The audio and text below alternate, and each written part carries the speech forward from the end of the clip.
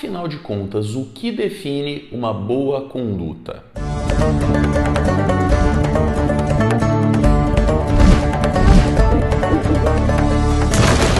Caríssimos peripatéticos, voltei para distribuir mais catilogência através do canal Missionário e para falar mais um pouco sobre as reflexões éticas de Immanuel Kant. Afinal de contas, um pensamento tão profundo, tão consistente, tão influente, não poderia ficar restrito a um único vídeo. Então, como vocês devem se lembrar, no vídeo anterior, caso não tenham assistido, aliás, vou deixar aqui na descrição o link para que vocês assistam, nós tratamos do conceito de boa vontade e por que, segundo Immanuel Kant, nem toda a ação correta é moralmente boa, porque afinal de contas, segundo ele, o valor moral de uma ação praticada não está apenas nas consequências que ela produz, não está no conteúdo da ação em si, mas nas intenções do agente, naquilo que o sujeito pretendia quando o fez. E aí não basta fazer o correto, é preciso também desejar o correto. Mas eis que surge, então, o questionamento que os meus alunos sempre me fazem. Ai, professor, mas então como é que eu posso orientar as minhas escolhas? Kant nos deixa, então, duas lições, duas fórmulas que, se devidamente aplicadas, se rigorosamente respeitadas na nossa conduta cotidiana, e aí eu acho isso muito legal no pensamento do Kant, nas reflexões éticas que ele faz, porque a ética kantiana é uma ética para a vida, não é uma reflexão desligada, desvinculada da realidade, não, muito pelo contrário. Os ensinamentos kantianos servem para o cotidiano, servem para as pessoas comuns. E a primeira fórmula que ele nos coloca é conhecida como fórmula da lei universal. E ela pode ser enunciada de maneira resumida da seguinte maneira: age de tal modo que a máxima da tua ação torne-se o princípio de uma lei universal. Interessante como essa coisa da universalização é muito presente no pensamento kantiano. Isso porque ele era um filósofo, ele foi um filósofo iluminista. O iluminismo, para quem não sabe, foi um movimento filosófico, cultural e artístico do século XVIII. Para os iluministas, a universalização dos valores era muito importante. Eles acreditavam, por exemplo, na possibilidade de identificar leis universais que governam o universo, que governam as relações humanas, que governam a economia. É por isso que muitas das ciências que nós conhecemos e compartilhamos nos dias atuais vêm do período iluminista. E Kant busca, então, uma ética universalizável, uma ética que sirva para todos, em todas as circunstâncias, em todos os momentos. E nesse sentido, qual é a proposta dele? Segundo Kant, uma prática, uma conduta, ou ainda os valores que estimulam, que incentivam, que promovem uma determinada conduta, eles devem servir para todos, em todas as circunstâncias, independentemente das situações e das forças externas. Muita gente traduz essa fórmula da lei universal como não queira para os outros o que você não quer para você. De certa forma, é um pouco isso também, mas ela é muito mais profunda, ela é muito mais consistente, porque o que o Kant está dizendo, segundo esse princípio, é que uma ação só será moralmente boa se, claro, além de orientada pelo princípio da boa vontade, se eventualmente for universalizada, não produzir contradições. Como assim não produzir contradições? Vamos pensar numa situação, inclusive, que o Kant usa para exemplificar o que ele está dizendo. A mentira. Por que, segundo o Kant, mentir é errado? Não é simplesmente porque a mentira é uma conduta reprovável, como nos diz, por exemplo, o senso comum. Vamos imaginar que a partir de um determinado momento, todas as pessoas do mundo passem a acreditar que não precisam mais ser verdadeiras.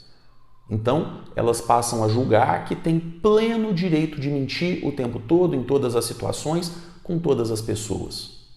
A própria noção de verdade numa situação hipotética dessa natureza deixa de existir. Então, a mentira é errada porque, se ela, enquanto valor e também enquanto prática, for universalizada, ela produz uma contradição. A mesma coisa o roubo. Por que nós não devemos roubar? Simplesmente porque roubar é errado? porque está lá no mandamento bíblico que nós não devemos fazer isso, que nós não devemos cobiçar a propriedade do próximo? Não. Porque, segundo Kant, se todo mundo se julgar no direito de roubar, se todo mundo se julgar no direito de subtrair, de tirar de outra pessoa uma propriedade individual, a própria noção de propriedade deixa de existir. Então, esse princípio da não contradição é fundamental para a gente compreender a fórmula da lei universal. Só é boa a prática que, se universalizada, não produzir nenhuma contradição, não produzir nenhuma falha, não colocar em xeque, não destruir um valor positivo. Esse, então, é o grande questionamento que nós devemos fazer quando vamos tomar alguma atitude no nosso cotidiano, segundo Kant. Então, aquilo que você faz no seu cotidiano, na sua conduta com as outras pessoas, você se sentiria bem se os outros fizessem com você? E mais ainda, se todas as pessoas do mundo resolvessem fazer a mesma coisa, ter a mesma atitude, adotar o mesmo tipo de comportamento que você está adotando, isso seria bom para a humanidade? Ou isso produziria alguma contradição? Ou isso produziria algum mal para a humanidade?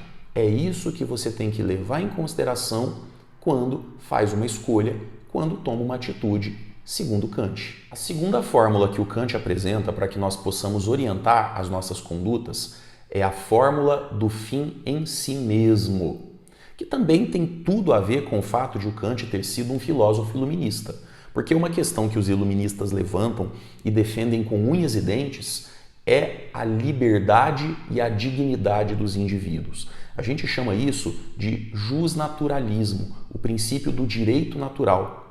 Para os pensadores iluministas, todos os seres humanos, pelo simples fato de serem humanos, são dotados de certos direitos naturais e inalienáveis, ou seja, que não podem ser tirados sob nenhuma circunstância, que seriam o direito à vida, o direito à liberdade e o direito à propriedade.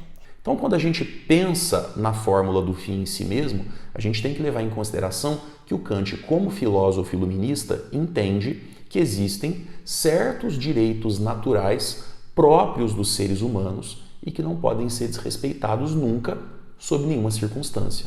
Então, a fórmula da lei universal pode ser enunciada da seguinte maneira: age de tal maneira que na tua pessoa e na pessoa dos outros você use a humanidade nunca como um meio, mas sempre como um fim em si mesmo dos seus objetivos.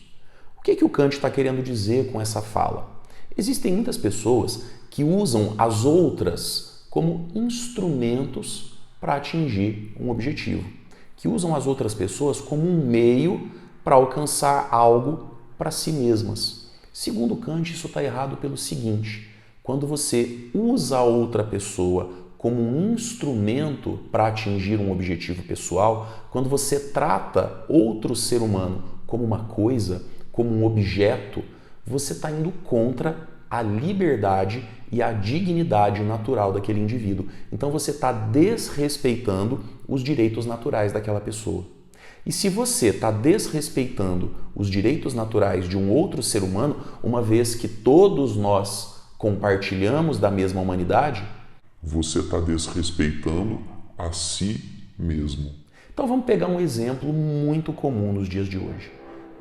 Inclusive, Kant usa esse exemplo no seu livro, que é a caridade, a prática da caridade.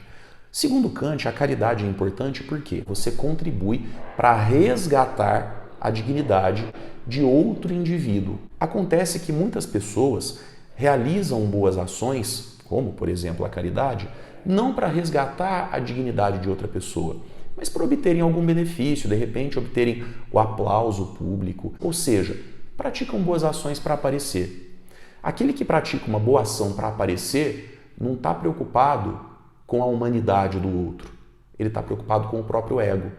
Portanto, ele não está respeitando a fórmula do fim em si. Então, perceba que para o Kant, a boa conduta é resultante de uma reflexão racional, de uma ponderação sobre tudo aquilo que você faz. Então, aquilo que você está fazendo, você está sendo movido pela boa vontade ou pelas inclinações? Assunto do nosso vídeo anterior.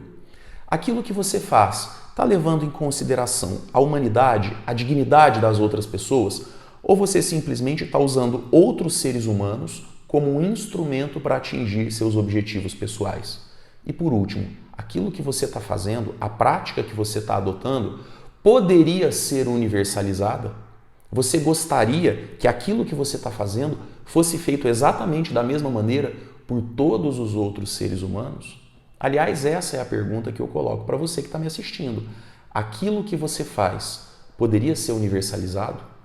Aquilo que tantas vezes você cobra dos nossos líderes, dos nossos dirigentes, uma conduta reta, uma conduta moral, é a conduta que você tem no seu cotidiano? Os outros seres humanos são para você fins em si mesmos ou apenas instrumentos a serviço do seu ego? Pensa nisso. Se você gostou desse vídeo, curta, compartilhe, me ajude a levá-lo até o maior número de pessoas. Me ajude na nossa missão que está só começando.